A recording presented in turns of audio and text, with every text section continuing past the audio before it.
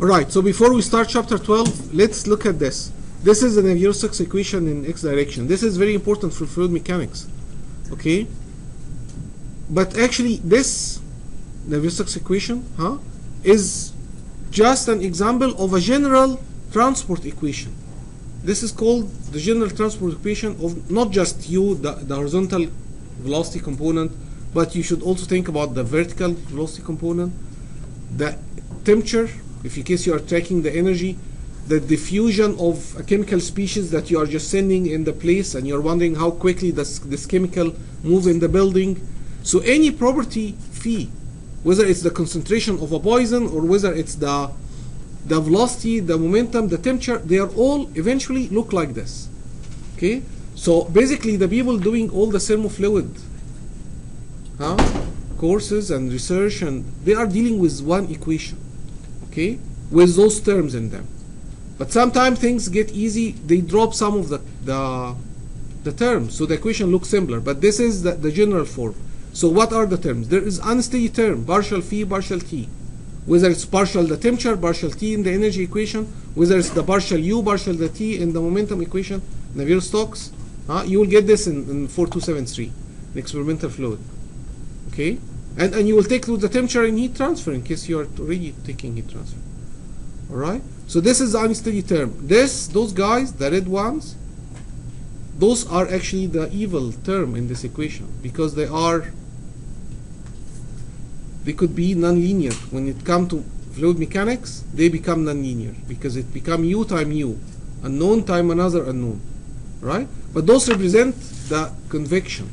They represent how phi is being moved by the velocity gradient, by the velocity, by the motion of the fluid, right? And then there is always a source term. For example, in the momentum, what is the source? What will make the flow fall or move? Either pressure in the pipe or gravity. Water is going down the river just because of gravity, or water going through the pipe or going through the duct because of pressure gradient. So those guys are source for you. Or you had a chemical reaction in a pot over here that's releasing that toxin and it's going everywhere from that source point. So you will have basically a constant here or a source term that produce the phi for you. And then there is always the diffusion term. The diffusion term it usually have a coefficient here. In case of momentum, it's kinematic viscosity, or what we call momentum diffusivity. In case this was the energy equation and those were all temperature, this guy will end up being alpha, the thermal diffusivity. In case this was a concentration, this will be the diffusion coefficient, how quickly this material diffuse in the air. Alright? Those diffusion term is the reason why this equation is second order. And the fact that this equation have unsteady term and have x and y and z dependency, that's what make it partial differential equation. So basically we are, and this is not just thermofluid, I'm just more biased towards thermofluid because that's my area, but even also in just vibration and control, you will end up with a lot of time you will end up with a second order partial differential equation. Alright? So that's why this is important for us, and that's why we will try to find method to solve it analytically in today. And then in chapter 21 we will see, well, how we can do this numerically. How can we let the computer handle it? We don't want to hold a pen and a piece of paper and try to integrate. We just want the computer to of course the computer cannot. He can do linear algebraic equation like Gauss, but he wouldn't be able to do this. So the trick would be, well, how we can convert those to bunch of linear equations so that we can send it to Gauss elimination or Gauss Seidel or whatever. Alright? So that would be 21. Okay? So again, sometime you will not see all of them. For example, if it's steady, this guy will disappear. If there is no flow, water is not moving, it's just temperature distribution in a plate, hot plate. That's just by conduction. Those guys will disappear. There is no source term, there is no wire, there is no electric, there is no generation of the energy, of the heat. Well, this guy, the source term, will disappear. Alright? So things will come on and off as basically the problem moved from steady to unsteady diffusion. And of course, you don't have always have x, y, and z. Sometimes you just have x. So the problem is 1D. And if you think, well, but everything in real life is 3D, not really. Some problem can really be approximated as 1D. For example, the heat transfer from that door. Yes, the door is 3D, but because the thickness is so small compared to the other dimension, the heat vector will just go through normal to the door. So it really will be as if it's 1D problem. All you have to do is figure out what the temperature on this side, the temperature on the other side, and you will get the temperature distribution, which we will do today, for example. All right? So back to chapter 12. So partial differential equation. So basic concept partial differential equation. So in 12.1, he's basically explaining to us, why it's partial, because the phi or the u or whatever the unknown is the solution will depend on x, y, or x and t, or if it only depends on x or if it only depends on t, it becomes ordinary differential equation. Alright? That's easier when you are solving than partial differential equation. Actually, a lot of the tricks that we are going to do today is to try to make the equation or the u, the solution we are trying to find out, rather than u of x of t, we will say no, it's actually can be separated as function of x multiplied by function of t. So each function is only function of one parameter, but then when you multiply them together, you will end up with u that's basically function of x and t. But what that will help us to do is we will kind of try to separate the solution into two parts. Let's just solve those as ordinary differential equation, and let's solve those I as ordinary differential equation. Of course, this attempt or this trick may not really work all the time, and that's why eventually we will move to the numerical techniques. All right? But let's see the kind of equation that we can manage to do it by hand, and that's really convenient because if we can do it by hand, that's the exact solution. There is no approximation. So all the numerical methods are always approximation. Of course, they get very accurate if you let the computer run for forever, and you have very small time steps. And so if you do the good job on the computer side, the approximation will get really, really close to real life. But if you can put your hand on the exact solution, why not, right? So if it's easy to integrate exactly, of course, go for it. Don't say, no, I'm gonna use a numerical method for it. Right? So here is bunch of equation, and if you look to all of them, so one-dimensional wave equation, one-dimensional heat equation, two-dimensional Laplace, I will explain to you in a second what's that. Two-dimensional Poisson, which is exactly like Laplace but with a constant. Okay? Two-dimensional wave equation, three-dimensional Laplace equation. When you look to all of those guys, you will figure that they are all, and they are all special case of the general transport equation that I showed you. Alright? The only thing that they are missing either the unsteady term in some of them, or they are basically missing the convective term. Alright? Very good. So he's saying that for those partial differential equation, the solution will end up being u. See, they are all written in terms of the u, whether this u is the actual velocity or temperature or concentration or whatever. The solution will end up being something like this, right? U x square, or u. See, the u is function of x and y, function of x and y. That is the solution. And he's making the point that all those guys are actually solution for number 3, the Laplace equation. Each one of them, when you differentiate it twice with x, when you differentiate twice with respect to y, and you add them, it will get a 0.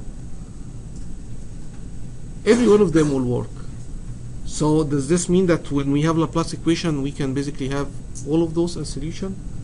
Not really. The missing part is the boundary condition or the initial condition.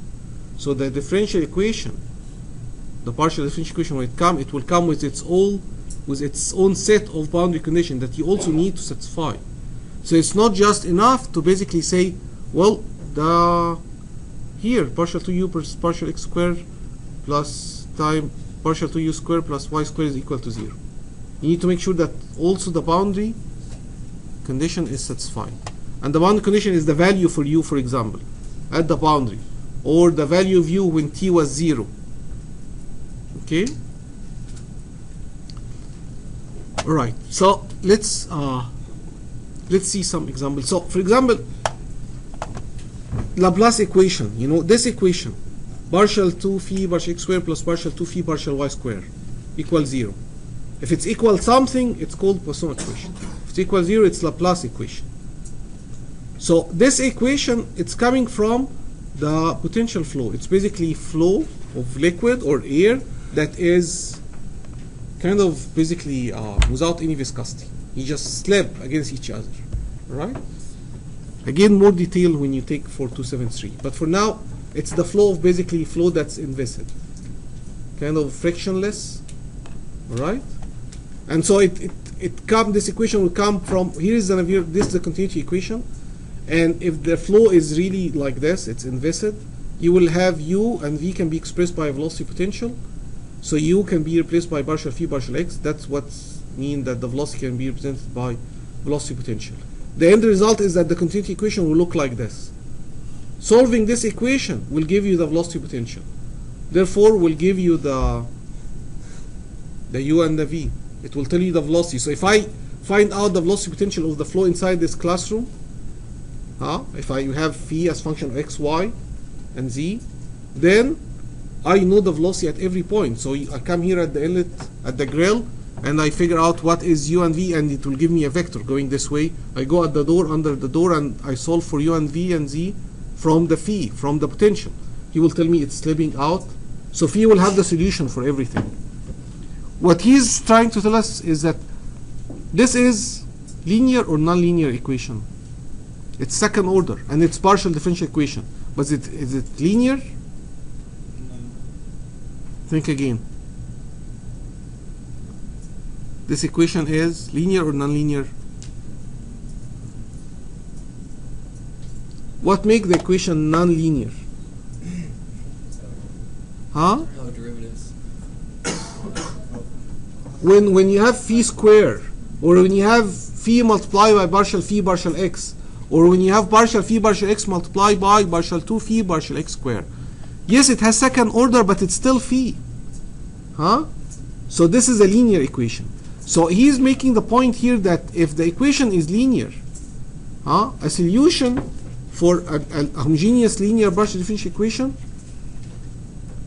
if you have a solution for it, and you have another solution, adding the two of them together is also a solution. Okay? That's the feature of having a linear equation. How is that useful?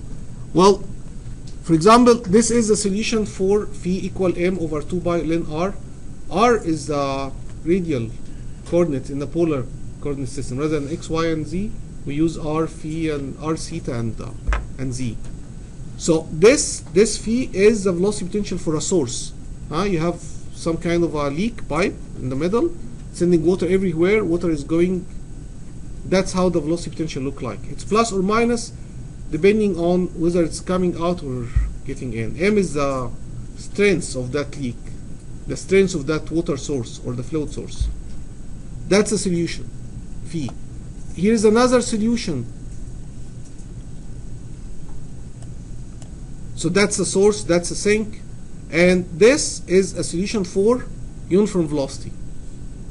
So if this by itself is a solution, and this is a solution, and this is a solution, adding the three of them is also a solution for Laplace equation. The three of them together also represent the flow of fluid, frictionless flow, flow without any viscosity, inviscid flow. And when you plot this, it looks like this. So basically, it's like adding a source and a sink at R1 and R2 with a uniform flow will make the pattern of this. It's the flow over, say, the base of a bridge.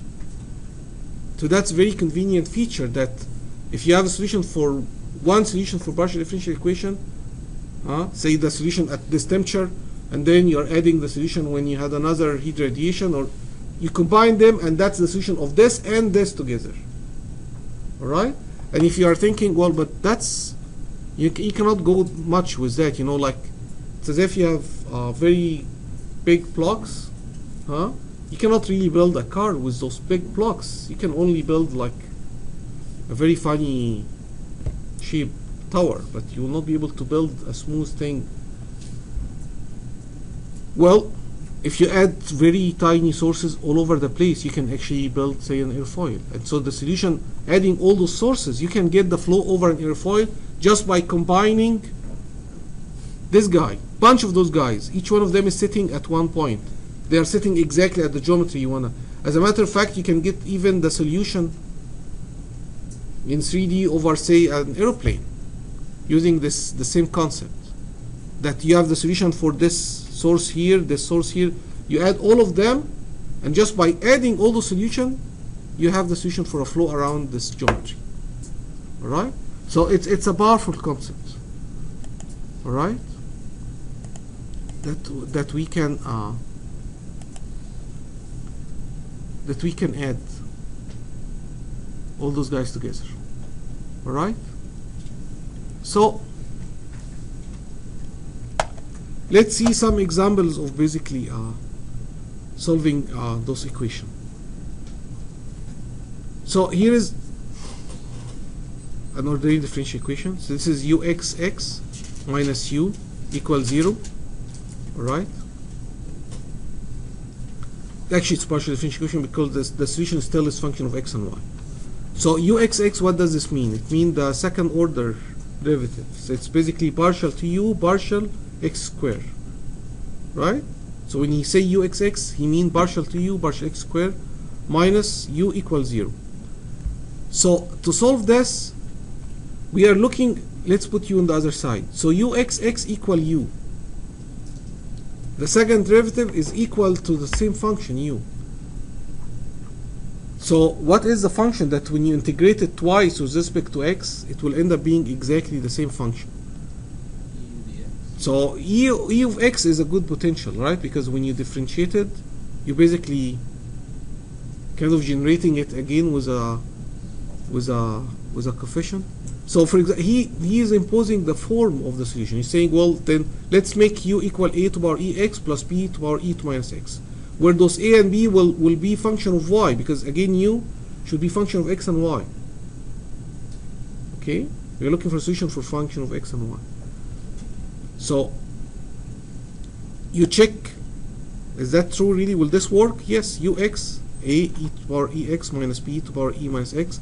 See, when I differentiate with respect to x, a and b are considered constant. You don't worry about them when you're differentiating. So basically you're just differentiating ex. What's the differentiation of ex? It's ex. What's the differentiation of e minus x? It's minus e minus x. Do it one more time, the minus become plus. So you end up with uxx equal exact to the u. So that works. So when you see something like this, a good potential is a y ex plus b y e minus x.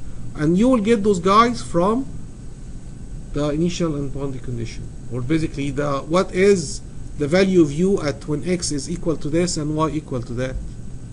Alright?